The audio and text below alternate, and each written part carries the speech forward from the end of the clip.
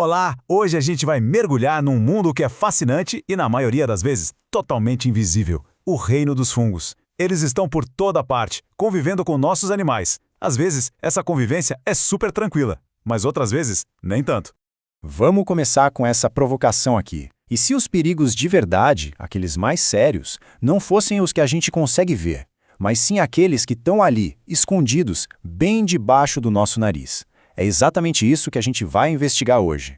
Tá, mas o que é um fungo, afinal? Pensa assim, são micro-organismos eucarióticos. Eles têm uma característica muito particular, que é uma parede celular cheia de uma substância chamada quitina. E eles estão, sem exagero, em todo lugar. No solo, no ar, nas plantas. A estratégia deles para sobreviver é se alimentar por absorção. Agora, o interessante é como eles se apresentam na natureza. Os fungos basicamente adotam duas formas principais. De um lado, temos os fungos filamentosos, que a gente conhece como bolores. Eles formam aquelas estruturas com vários fios, as hifas e o micélio. Do outro lado, estão as leveduras. Elas são mais simples, unicelulares e se reproduzem por brotamento. São duas estratégias de vida bem diferentes dentro do mesmo reino. Ok. Então, como é que esses organismos passam de simples habitantes do ambiente para vilões que causam doenças? Vamos dar uma olhada no manual de estratégias deles, nas táticas que eles usam para criar problemas.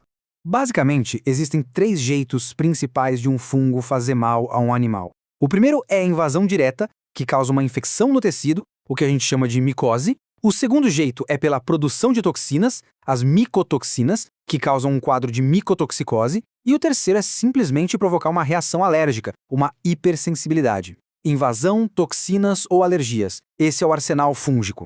E aqui está o pulo do gato. Os fungos são oportunistas. Eles ficam ali esperando uma brecha na defesa do hospedeiro. E o que cria essa brecha? Bom, pode ser um sistema imune enfraquecido, o uso de antibióticos por muito tempo que bagunça a microbiota, ou a idade do animal, seja ele muito jovem ou muito idoso. Pele sempre úmida, tecidos machucados, no fundo, qualquer coisa que dê a eles uma vantagem. Certo? Agora que a gente já entende as táticas, vamos conhecer alguns dos principais culpados. Pensa neles como os personagens centrais da nossa investigação, a galeria dos vilões do mundo fúngico. O primeiro grupo na nossa lista são os dermatófitos. O nome já entrega o jogo, né? São os comedores de queratina. A especialidade deles é invadir e se alimentar da proteína que forma a pele, os pelos e as unhas. E sim, são eles os principais causadores da famosa tinha, aquela doença que pode passar dos animais para as pessoas. Olha só que interessante esse perfil. Os gêneros mais importantes são o Microsporum e o Trichophyton. O alvo dos dois é o mesmo, queratina. E a arma deles?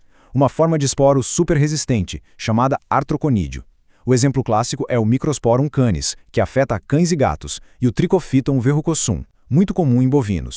O nosso próximo suspeito é o Aspergillus. Ele é o grande oportunista do ambiente. É um bolor que cresce super rápido e, de novo, está em todo lugar. A principal porta de entrada para ele no corpo é o sistema respiratório, quando o animal inala os esporos. E o Aspergillus é um verdadeiro mestre dos disfarces. O Aspergillus fumigatus, por exemplo, é famoso por causar problemas respiratórios, principalmente em aves. Já o Flavus é um perigo por produzir toxinas em rações. E as doenças que ele causa variam muito, desde micose em cavalos e aborto em vacas, até uma infecção nasal bem chata em cães. É um gênero só, mas com múltiplos problemas. Nosso último grupo de suspeitos, as leveduras. Essas são bem interessantes porque muitas delas vivem normalmente no corpo dos animais sem causar nenhum mal. São o que a gente chama de comensais. O problema é que se as condições mudam, elas podem virar a casaca e se transformar em agentes de doença. Aqui, 3 exemplos que se destacam. A Candida albicans é oportunista clássica, que causa infecções nos tratos digestivo e urinário. Já o Cryptococcus neoformans é tipo um agente secreto. Ele tem uma cápsula que o protege e permite que ele afete até o sistema nervoso central. E por fim, a Malassezia pachydermatis, que adora ambientes oleosos e por isso é a grande culpada por trás de muitas otites e dermatites em cães. Ok, agora que a gente já viu a teoria, vamos ver como tudo isso acontece na prática. Vamos abrir os arquivos de um surto numa fazenda fictícia para conectar todos esses pontos. A cena começa assim. A veterinária chega e, com um olhar treinado, já solta um diagnóstico. O primeiro paciente mal chegou e a suspeita já cai em cima de um dos nossos velhos conhecidos. O primeiro caso é do gato mingau. Os sintomas são de livro, lesões redondinhas, perfeitas, com perda de pelo. O culpado, exatamente como a veterinária suspeitou, Microsporum canis. O mecanismo foi simples e direto. O fungo invadiu e consumiu a queratina dos pelos. Um caso clássico. Logo depois, chegou o próximo caso, um problema diferente, com um culpado diferente. A veterinária identifica não só o agente, mas o mais importante, a condição que permitiu o ataque dele.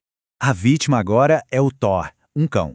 Ele tá com uma otite que não sara de jeito nenhum, muita coceira e uma secreção escura no ouvido. O culpado aqui é a Malassezia pachydermatis, aquela levedura que adora óleo. Ela já morava ali, mas o ambiente úmido do ouvido deu a chance perfeita para ela se multiplicar sem controle. A investigação avança e uma pista crucial aparece. O problema não está só nos animais, mas também no ambiente. Uma fonte de contaminação é descoberta. A ração, mal armazenada, virou um verdadeiro ninho de aspergilos. E essa única fonte no ambiente causou duas tragédias bem diferentes.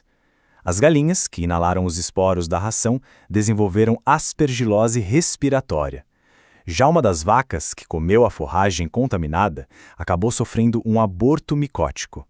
É o mesmo fungo, mas com dois desfechos terríveis, dependendo da espécie e de como ela foi exposta. E o último caso é o mais grave de todos. Um gato, que já tinha o sistema imunológico comprometido, começa a apresentar sintomas neurológicos muito sérios. O culpado aqui? O furtivo Cryptococcus neoformans. Aquela cápsula protetora dele permitiu que ele passasse batido pelo sistema imune fraco e chegasse até o cérebro. É o exemplo perfeito de um patógeno oportunista em ação. Depois de analisar toda a ciência e esses casos, qual é a grande lição que a gente tira disso tudo? O que esse mundo invisível tem para nos ensinar? A moral da história é bem clara. Os fungos estão por aí, em todo canto, mas a grande maioria não faz mal a ninguém. O perigo só aparece quando eles encontram a oportunidade perfeita, uma fraqueza no hospedeiro. Por isso a chave não é tentar erradicar os fungos, o que é impossível, mas sim gerenciar as condições para não dar essa vantagem a eles. E para a gente fechar, fica essa reflexão. Se os fungos são apenas oportunistas esperando uma chance, então quando um animal adoece por causa de um fungo, a questão principal não é só sobre a força do fungo, mas sim sobre qual fraqueza, seja no animal ou no ambiente dele, permitiu que tudo isso acontecesse. É algo para a gente pensar. Obrigado por acompanhar esta análise.